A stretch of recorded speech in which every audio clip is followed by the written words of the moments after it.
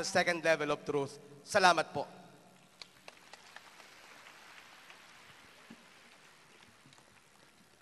Magandang hapon po mga kapanalig! It's Snack Time Berks. Noel Misamis po ang inyong lingkod. Happy Easter po sa inyong lahat. Brother Marco Evangelista. Programa pong Katex every Sunday 2 to 3 ng hapon. At siyempre, congratulations dun sa ating mga awardees. Sa mga walang tigil na sumusuporta, tumutulong at ginagawa ang lahat-lahat para sa ikagaganda at ikagagaling ng ating himpilan, ang himpilan ng katotohanan, Radyo Veritas, Radyo Totoo. At binanggit ni Dr. Luz yung tungkol sa first level of truth. Brother Noel, siguro it's time naman na malaman ng ating mga kapanalig ang second level ng katotohanang binabanggit. Katulad ng sinabi kanina ni Sister Gemma, meron pong 3 levels ito eh. Yeah. Pero para sa atin ngayong hapon, babanggitin po namin sa inyo ang ikalawang level ng katotohanan. Ang Snack Time Berks po ay napapakinggan tuwing linggo, ika-4 ng hapon. Meron po ba kaming mga kapanalig na naririto ngayon at nakikinig sa amin? Pwede pong pakitaas ang mga kamay. Marami pala tayo mga tagapakinig, mga ka-Berks at kapanalig. Si Brother Noel, malakas ang loob magpakilala, pero ang inyong lingkod, takot. Kasi maraming kalaban ang katex, katikismo at apolohetika. Ang layunin ng ating programa, ipagtanggol ang ating Santa Iglesia Katolika. Salamat kay Bishop Bernardino Cortez, lagi nakasuporta sa atin. Ayan, ang sa amin naman po, ka-Berks, palatuntunan ng masayang talakayan, masayang meriendahan at buhay, pagsasabuhay ng ating pananampalataya. So ano yung second level of truth, Brother Noel? Ang second level of truth ay may 3 katangian katulad ng pagiging wagas ng puso, pagiging tapat sa sinumpaang misyon, at pagkakaroon ng malinis na hangarin. And of course, yan ay kinakailangan sa kapwa natin tao ipahahayag. Dahil ang ating kapwa-tao ay naririnig na natin, kawangis ng Diyos. Mga kapanalig, tingnan nga po ninyo yung inyong mga katabi kung kawangis ng Diyos. Tingnan nga po ninyo, mukha ka bang Diyos? Bakit maitim ka? Ba't maputi? Bakit matangos ang ilong? Bakit dapa? Ang totoo po niyan, ang pagiging kawangis ng Diyos ay hindi sa pisikal na aspeto ng ating katawan. Sa Efeso 4:24, sinasabi, tayo ay dapat maging kawangis ng Diyos sa kanyang katwiran at katotohanan. Tama ka dyan, Kaya Brother yung Marco. level of truth na yan, Brother Noel, kinakailangang sa ating kapwa natin ipakakita at para tayo'y magkaroon ng pagkakataong maging tapat sa Diyos. Meron lang akong napansin, bro. Nung sinabi mong tingnan nila yung katabi nila, parang hindi ngiti ang napinta sa kanilang mga mata. Parang nangiwi. Hindi ba? Mga kapanalig, karaniwang hindi natin makita ang katotohanan ng Panginoon sa ating kapwa dahil mas madalas kita natin yung diferensya, yung kapintasan. Subalit kung titingin tayo sa ating kapwa, sa mata ng ating pananampalataya, kung paanong ikaw at ako ay tinitingnan ng Panginoon, makikita mo kapanalig, ito palang katabi mo ay larawan at tuwangis ng Panginoon. Amen po ba? Palakpakan natin ang Panginoon. Palakpakan natin ang ating Panginoon. So, Brother Noel? Alam mo, brother, merong isang Broadway presentation tungkol sa pagsasabi ng katotohanan Hindi ko yata tungkol sa napanood ating yan. kapwa. Broadway, hindi ko napanood. Medyo hindi ko rin ito napanood. Pero maswerte tayo ngayong hapon sapagkat di man natin ito nakita noong unang itinanghal. Ngayong hapon naman, mapapakinggan natin ang isa sa mga awit sa soundtrack ng presentation na ito. Wow! Sige nga, at ang mapakinggan nating lahat, mga kapanalig, yung sinasabing yan. Brother Marco, mga kapanalig, pakinggan po natin. And let us welcome. At i-welcome po natin sila Brother Bernard Factor Cañabral, Sister Angelique Lasso, and si Miss Nova. Palakpakan po natin sila. Palakpakan po natin.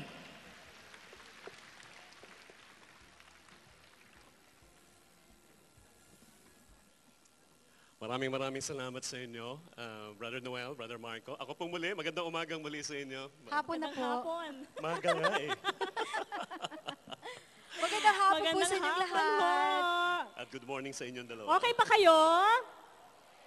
Yan. I see Yan. some friends over there. Yes, and we see a lot of people have really made an effort to be here on Easter Sunday. Maraming salamat po at nakadalo kayo. Kwento natin kung ano yung ating Oo, yung ating ngayon. aawitin. Alam mo kanina, I led them to prayer already. Kaya siguro, maganda yung experience. Did you enjoy the experience of praying using your imagination? Kakaiba pong karanasan nito, ano po. Pero itong sinasabi natin, itong awit natin, isang paraan din ang pagdarasal that we have to send signal to the Lord, right? Yes, lalo na pag nangangailangan tayo, alam niyo ho, si Jesus, nandyan lang, kung tatawag lang po tayo. Actually, kung minsan, iniisip pa lang natin siya, di ba? O kaya pumipito-pito ka pa lang, huy, alam na ng Lord na gusto na natin kumonect sa Kanya. Yes. Kung minsan talagang kinakausap mo na, Lord, nandiyan ka ba? Nandito ako. Uy, pero alam mo, ang dami nating Kung minsan kwento. nakalagay mo, we love you, Jesus. May banner, di ba? Yes, oo. But truly, truly, itong song na to, this is like Christ singing to us. And He's Right. saying Yes. na kahit ano pa man ang sitwasyon mo sa buhay, nandyan ako. Amen. Diba? So? ready? Yes. Are you ready? I'm ready. Okay. Are you ready? Palakpak naman kayo. Ayan, energy! Ayan. Music, please. Maestro!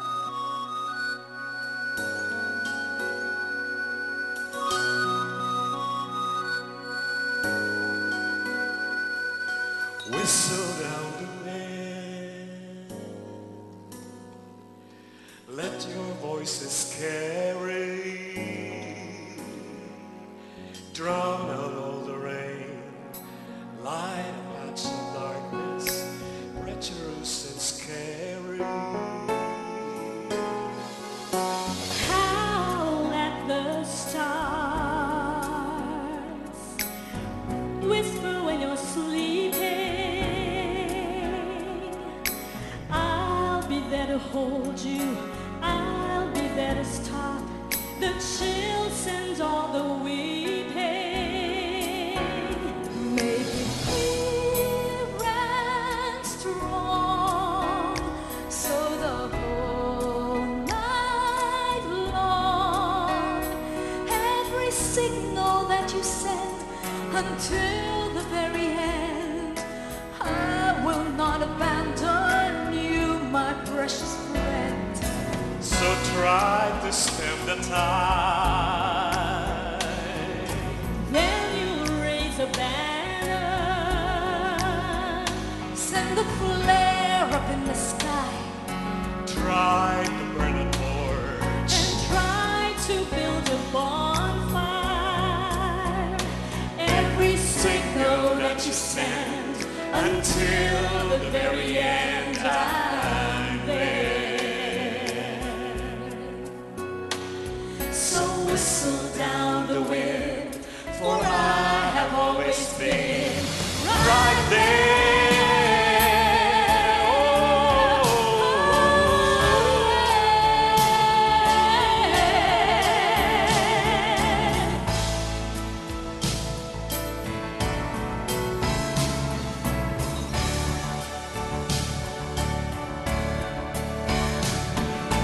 Howl at the stars,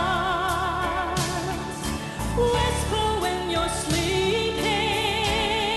'Cause I'll be there to hold you. I'll be there to stop the chills and all the weeping. Make it Clear and strong, so the whole night long. Every signal that you send until the very end, I will not abandon you, my precious friend. So try to spend the time. Then you'll raise a banner.